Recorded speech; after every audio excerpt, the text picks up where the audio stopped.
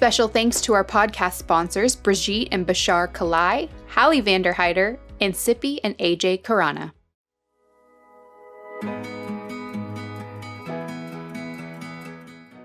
At Crime Stoppers of Houston, we believe in safety for all, and to achieve that, it's necessary to have balanced conversations where all are represented. Here's where we come together to do just that. Welcome to The Balanced Voice.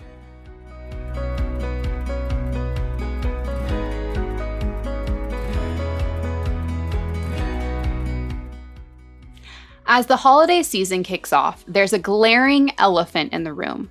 This year feels blatantly more polarized than years past, and the mix of increased polarization, COVID concerns, and the standard stress many Americans feel around the holidays seems like it could be a recipe for disaster. In a study by OnePoll, they found that during the holidays, 56% of people say they have to bite their tongue to avoid arguments with their family, and 64% report that certain conversations with family are simply off limits. Interestingly enough, many psychologists actually discourage shying away from difficult conversations. Today on The Balanced Voice, we welcome Dr. Lauren Pinkston to talk about how she has successfully protected hospitable spaces to virtually wrestle through the tensions of learning and unlearning. Dr. Pinkston is the voice behind the growing Instagram platform Upwardly Dependent, an assistant professor of business as mission at Lipscomb University, and the executive director of Kindred Exchange, a nonprofit with a purpose to provide an alternative to traditional short-term missions that promote sustainability, empathy, and authentic cross-cultural engagement. In today's conversation, Renya and Lauren talk about everything from how Lauren has cultivated a space for respectful dialogue on some of our world's most polarizing subjects, engage Gen Z in healthy and productive conversations, what it's like to raise a mixed family, and so much more. We hope today's conversation gives you some helpful tools to engage in balanced dialogue with those around you. Without further ado, here's your host, Renya Mancarios. Hi, everybody. Welcome to the Balanced Voice podcast. We're thrilled to have our guests coming in from Tennessee today, Lauren Pinkston. Lauren, welcome to the podcast.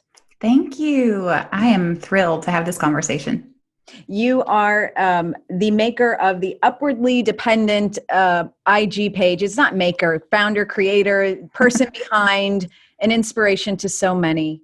Yeah, it was an accident, honestly, as most good things are. And as a business professor, we teach our students, you don't really know what sticks until you really know your target market. And honestly, when I started sharing my life years ago and chose to name my page Upwardly Dependent, it was in a season where I was living in Southeast Asia, and I was really feeling undercover. I was doing some work that couldn't be shared online in a public space due to the nature of the work and my intent to keep people safe. And so I really had my name kind of off the grid, and it was a season where I really needed to rely on external sources of power to keep me pushing through, because it was a really dark work that I was involved in. So anyways, just started sharing my life that way and had a pretty tight-knit, really close community of followers there. And it's blown up a little bit this year, unexpectedly, but in a good way. I think what's so great about is it's blown up this year because you haven't been afraid to talk about really difficult things, but do it in an honest way. And many people run with headlines. We get upset, we get divided, and you've really taken the time to slow things down, to dive into critical issues. And I think that's what makes you so wonderful. It's a welcomed voice in a sea. What I keep saying, it's just become a sea of chaos. So before we talk about your travels around the world, and if you're allowed to share what you were doing in Asia, and you've done a lot globally, I want to take it back a little bit. You're a mom of three. You're a teacher. You're in Tennessee. Have you ever met Taylor Swift? Very important question. I haven't, but I'm like 1 degree of separation from her. If you ever want to call me Taylor. Yeah. Okay. Well, I wish we were. I mean, are you legitimately 1 degree separation, or is this? I went to college with someone who went to high school with her. Oh my gosh. We're all, it doesn't matter where you're from, how old, how young, we're all Taylor Swift fans at some degree. But talk about your just a little bit of the background of your life and your story. Yeah, so I was always interested in international work. I was that kid who was just pouring through the National Geographics. When I was 5, I remember telling my mom that after seeing a picture of a child, it was during the drought in the Horn of Africa, that it was so unfair that I had this beautiful house with everything I needed, and there were children just like me across the world that didn't have that. And parts of that guilt were unhealthy, but as I grew and developed that sense of injustice always stuck around. And so that's really what led me to moving overseas in 2014 long term, learning a language and really becoming engulfed in another way of life with another group of people, and worked in the anti-trafficking field there, and worked as well developing businesses for young men and women coming out of exploitative work situations, and also developing economic opportunities for the persecuted church.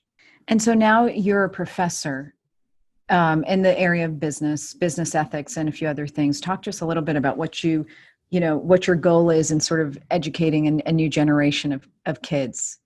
Yeah, so if you talk to Generation Z very often, you'll see that there's a lot of frustration with capitalism. There's a sense that capitalism is great, that it generates wealth, but if the wealthy just continue to hoard wealth and it's not distributed, then how can we justify the wealth that we're generating? And so really my goal in teaching about business ethics is not throwing out capitalism, but holding it to account and just asking, how do we continue to use the philosophies of capitalism to then generate more wealth for everyone? And that doesn't mean a socialistic society as often it's called, but it can just mean leaning into our responsibility as citizens, where we make sure that everyone has the right to life in every sense of the word, through healthcare or through safe families or through safe work. So what does that look like? And those are the kinds of pictures that I try to paint for my students. It's such an interesting thing. We've spent a lot of time looking at Generation Z and all the different ways that they live, and they're the first generation that's had social media in middle school. They've been raised on these gadgets, and it's created a very different culture and identity. They take less risks. They're kind of afraid of everything. They're very, very idealistic in their thoughts. And I'm just thinking about when you were saying, you grew up having a lot of empathy for others. I think that's such a wonderful quality, and I wish more kids had that. What's interesting is, when you look at Gen Z, when you look at capitalism, the idea is we have empathy for others. And the way we show that is we just give everything away. And when you look in the business world, it doesn't always work that way. So I think it's an interesting conversation between, how do you have empathy for others? How do you support nonprofits? How do you create nonprofits? You yourself created a nonprofit that's doing incredible things. You've traveled the world. You've worked with your hands, but also understand that the business world has to move, and it has to thrive, and it has to have certain rules and regulations. It's a sticky point. It's a rubbing point for a lot of these younger kids in the Gen Z generation. Oh, 100%. And as a millennial, what I feel like we've done really well is just deconstructing things. And so we've spoken truth to power, and we've told people what isn't working, but we've left the next generation with just a real big mess of crumbled ideas, feeling like there's nothing, what do we have left? And so I feel a great responsibility that as millennials, we need to start building some things back up and show that we don't have to throw out everything that we relied on that gave us such comfort and wealth and affluence. But we can reform it, and we can do really good things with the underlying systems. We just need to transform them in order to work for everyone.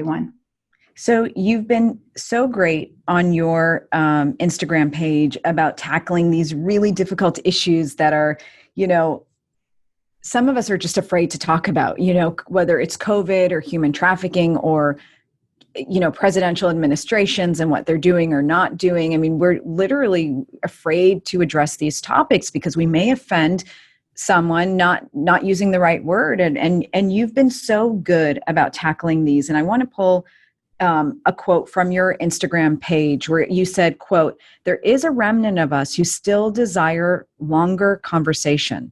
There's a remnant of us who wish to allow our neighbors to be human, and we are protecting hospitable spaces to virtually wrestle through the tension of learning and unlearning. Wherever you're coming from, you are welcomed here. I am not canceling people for disagreeing with me. If you're willing to listen, I'll be generous in sharing. I'm here to listen to you too." And I just sat and looked at the words for a minute because so few of us feel that way now. Mm. And I'm wondering, when you shared that, what was the response? And how did you, are you finding that more people resonate with that, or is it upsetting to people? I really have been enamored by the people who have felt comfortable suddenly to come into my DMs and send me questions that they have and say, "I just want to push back a little bit on what you said because I feel like you're willing to hear me out." And so people who I very much may philosophically disagree with on a topic were able to come in a space, and if you allow people to know that you are a safe place, that you're not going to bark at them for disagreeing with you or presenting an alternate idea, then they're willing to share in safety and security, knowing that you can rub on each other a little bit ideologically to then sharpen each other. And that's what I really feel we've lost politically. So, socially, we've lost this ability to sharpen each other through our different ideas.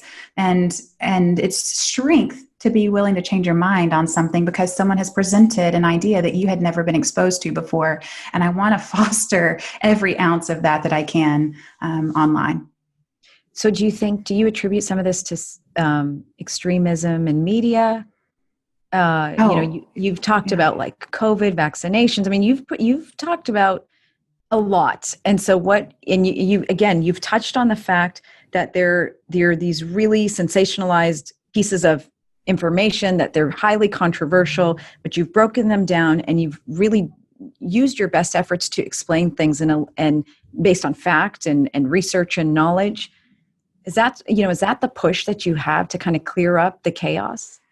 Really, I'm new to the academic world in the sense that I just graduated with my PhD from Clemson University last fall. So just a year ago, almost, I was sitting in my gown and my tam and getting ready to walk across the stage. And the president of Clemson University, who I respect greatly, looked down at all of us from the stage and he said, "You have a duty now because you have learned how to learn.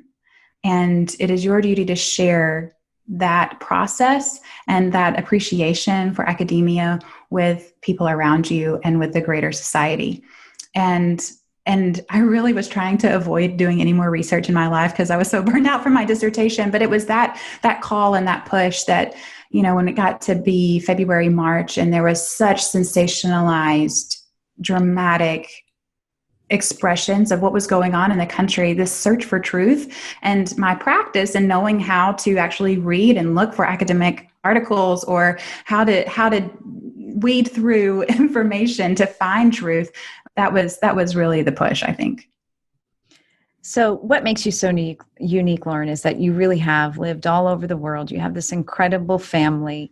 You're willing to talk about controversial issues in a very non-judgmental way.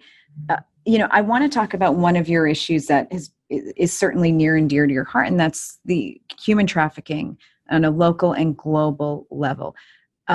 You've done work in this area. What can you share about what you've discovered, what you've seen, and some of the outcomes? Like almost everyone, I came to understand human trafficking from the stories that were told from Hollywood or from nonprofits who were working in this space, trying to get an emotional response from people in order to generate donor dollars. And I was just like everyone else. The story was horrific. I was mortified by what I was learning that humans were experiencing today, coming from a knowledge of the African slave trade to a realization that there are more slaves in our world today than ever before in human history. And so that launched me into a study of what that looks like. And I remember the first time that I interacted with survivors of human trafficking, it was almost this sickening, but glorified, like, oh my goodness, you are the person, you are the population that I've been studying for so long, and that was a very unhealthy way to engage with a 15-year-old young woman who had experienced such tragic abuse.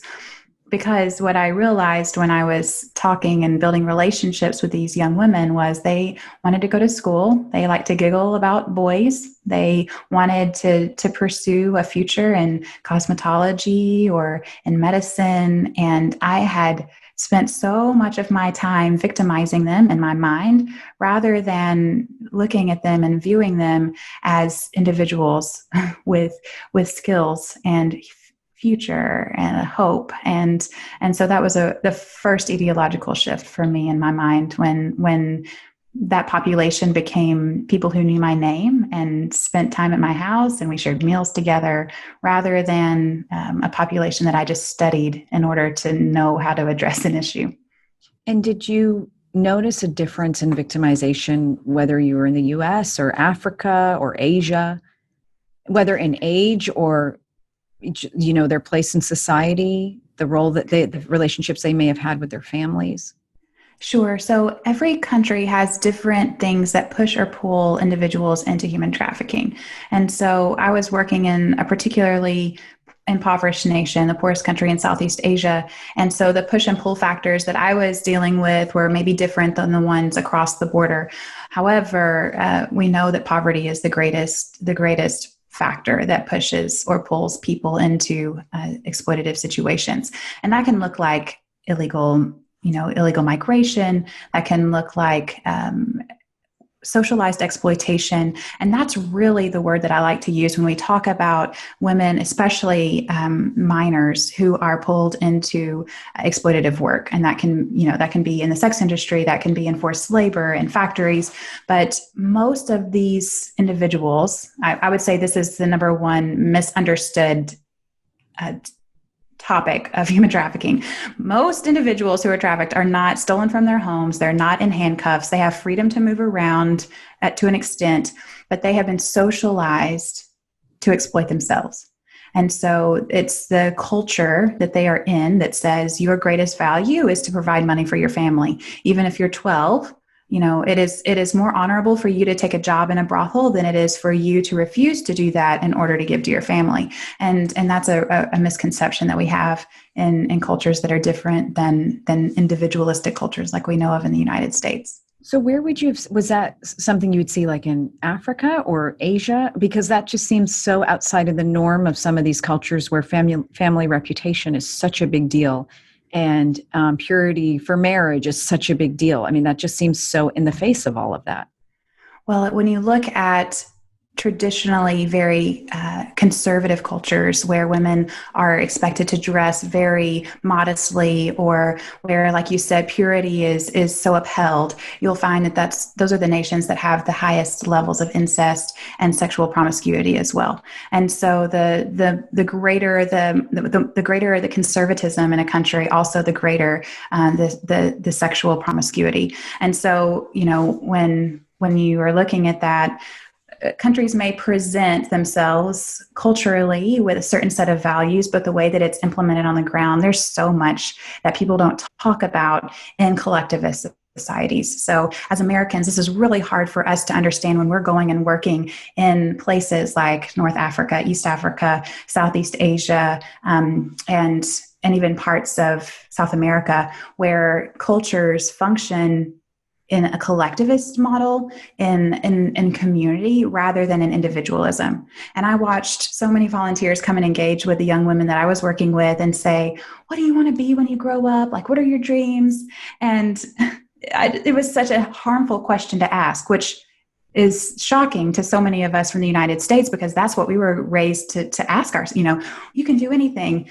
But in the culture where I was working, the dads would tell the young women what they would do when they grow up. And if the dads didn't tell them, then the government would tell them. And so just because you wanted to go to medical school, that didn't mean you got to go to medical school. And so sometimes in our attempt to pursue freedom, we forget to ask, what does freedom mean in this culture?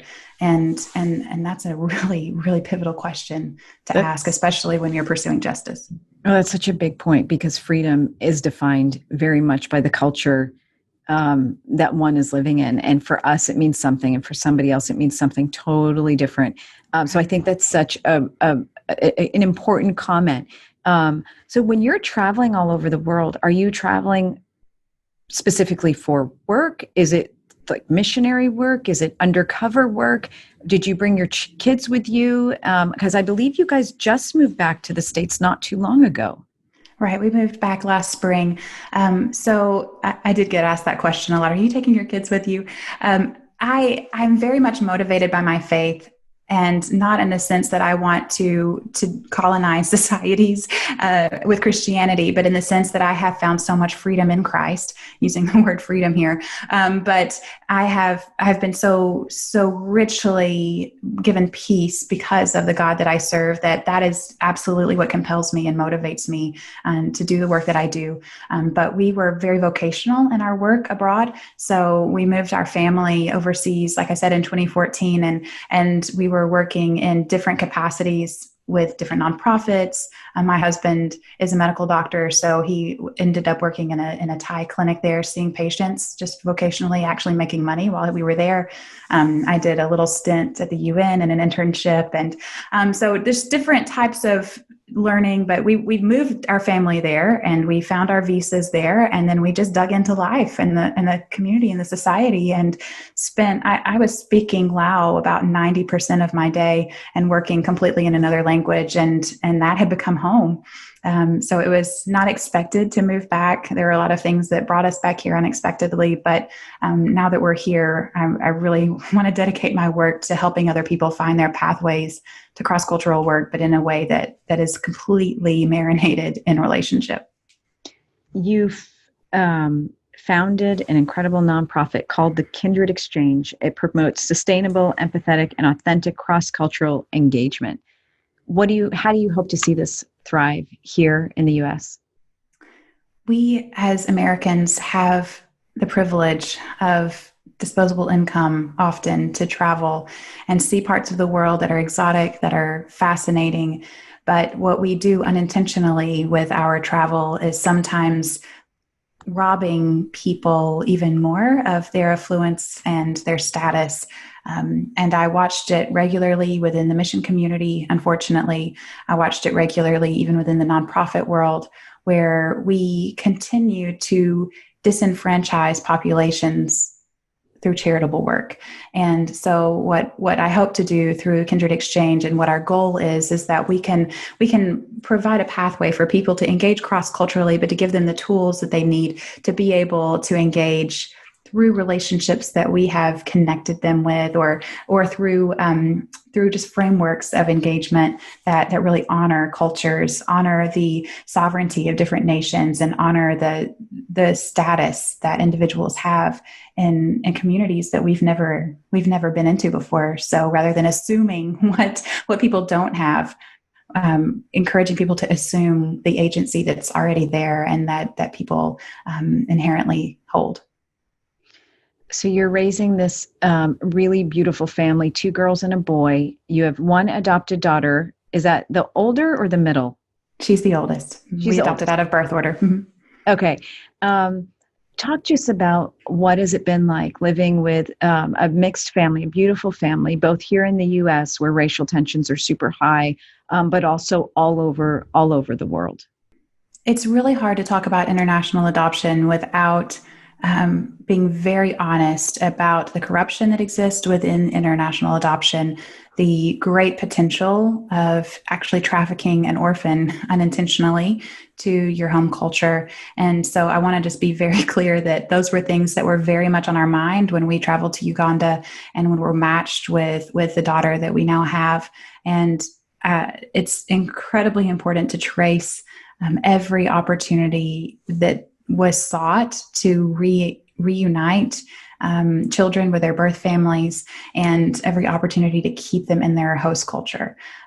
We have done what we can to bring Ugandan culture into our home, but it's a challenge. And there's not a day that goes by. We've had our daughter in our home now for 4.5 years, and there's not a day that's gone by that we haven't mourned the loss of her language and her culture and her identity in that. And I don't think we talk enough in the adoption world about the hard losses that come with adoption, because we see the beautiful videos of children getting a forever family, but we don't come back 3 weeks later, 6 months later, 4 years later, and continue to have the conversation about the loss that exists and what recovering from the trauma of losing your birth home and your birth family really means.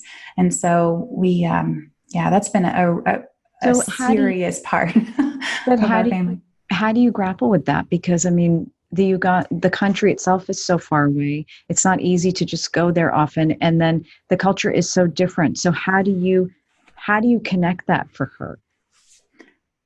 We have had to be so intentional about building relationships outside of what comes naturally to us in our social networks. So actively seeking out Ugandans who live close to us, actively seeking out relationships with other families who have adopted from Uganda, actively seeking out opportunities to engage with people who are going to really give our daughter what we cannot give her. She needs racial mirrors in her life that can speak into the experience she's having outside the walls of our home. She needs strong men and women who understand her reality and her story in a way that I will never be able to. And as a mom, to realize that I cannot give her everything that she needs. I'm going to do my best to be everything I can for her, but she needs a community outside of me as well. And it takes a conscious effort to build those relationships into your social network. I think adoption is one of the most beautiful things. And we look at adoptive parents, the struggle, at least in the US even, it's not easy to go through the process of adoption. There's a lot of emotional highs and lows. There's, of course, the birthrights of the parents. There's just a lot that goes into it. And sometimes you forget the child, the fact that your focus is, well, this child is going to go into the best possible placement for them, but they're still children and they don't fully understand sort of the moving parts, and that the ultimate place that they may wind up is actually better for them than where they may have been coming from. So I love the fact that you're diving into that and embracing it and talking about the difficulties that are really real. A dear friend of mine adopted 2 kids, siblings, and she says that there are good days, there are really hard days. They have a different cultural background than her and her husband. And so there's a lot of figuring out how the pieces come together. And ultimately, it's the best thing for the child. It's the best thing for the family, but it is hard. Right. And if we're really committed to our children, then we're willing to lay down what we feel like we need, and to know, and sometimes it's an honest cognitive shift for me where I have to lean into my cognitive power more than my emotional power to say, you don't like me, you don't love me right now, you don't even like me. And that's just okay, because if I'm keeping you safe and I am fostering your health and your healing, then one day maybe you'll see what I'm hoping for and what I'm praying for you. But I don't need that right now, because you don't go to someone who's hurting and ask for affirmation, right? You affirm them in their moment of need and of healing. And so, that's the role, I think, of adoptive parents, to foster that healing. So you see this whole child emerging. But, we don't have much more time with you, but I'm curious. I know that we started by talking about the fact that you are a professor, you're teaching. And what has that been like during COVID? Well, we are back on campus, and my university has done an incredible job of getting us back on campus. But to teach to an entire lecture hall of spaced out students with face coverings, you don't get much nonverbal feedback. And so I'm having to dig deep to really find my confidence as a public speaker, because the nonverbal cues are not there, which I rely on heavily. So I think we're cracking the code this week. We're 6 weeks in, but it's been a challenge for sure.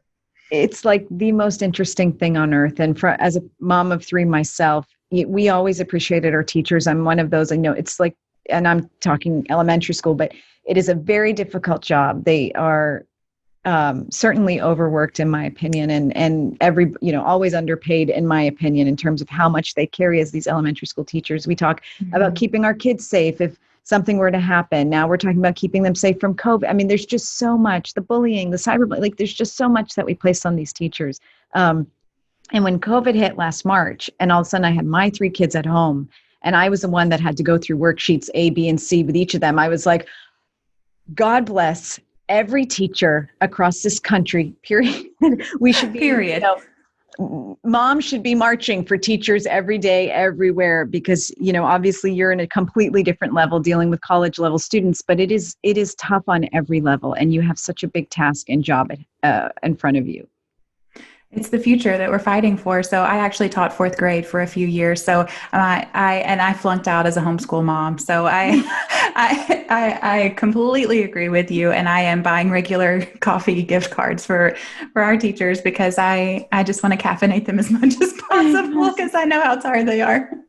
So tell us, before we wrap up, what are you hoping that people will get out of your Instagram page? What are you hoping the viewer will walk away with? I really hope that people are able to find strength in themselves and in their ideas. I hope that I can model a way to have conversations in non-abrasive ways that really help our relationships strengthen through the ideas that we have. But we've lost this art of how to communicate. And so as an Enneagram 8 myself, if there's any Enneagram fans out there, this has been a struggle for me and a journey. But I really would love for people to come and engage on really challenging topics that we depend on, that inform our policies, that inform our communities, but to do it in a way that values everyone's experiences at the table and really tries to shake out what's true that we can hold on to in a way that honors everyone in the room. I think what's so great, if you go to Upwardly Dependent, Lauren has a highlight button on Obama versus Trump, when it comes to the handling of trafficking, book recommendations, Save the Children, trafficking, police, race, obviously COVID response. I mean, you literally are not shying away from anything, but you've just been so graceful. I mean, I've read most of your comments, most of your posts, and have seen a lot of balanced conversations that are taking place with a lot of grace, which I think we desperately need right now. Thank you. I agree. And our political system is a little derailed, and this is the downside of a 2-party system where you have to really dig your heels in and be committed to your side if you want to push it forward, or that's the misconception that a lot of people hold.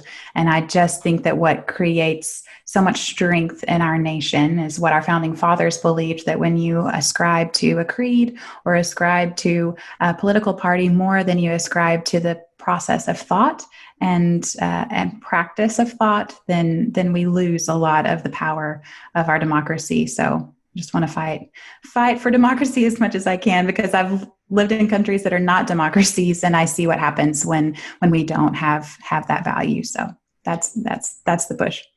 Literally, that's a takeaway statement for every single person listening today. And Lauren, we thank you so much for being with us on the Balanced Voice podcast. We will be following you, and we definitely look forward to having you back another time. Thank you again. Thank you.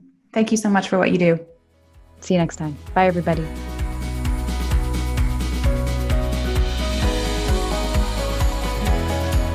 If you missed anything from the show, check out the show notes at thebalancedvoicepodcast.com.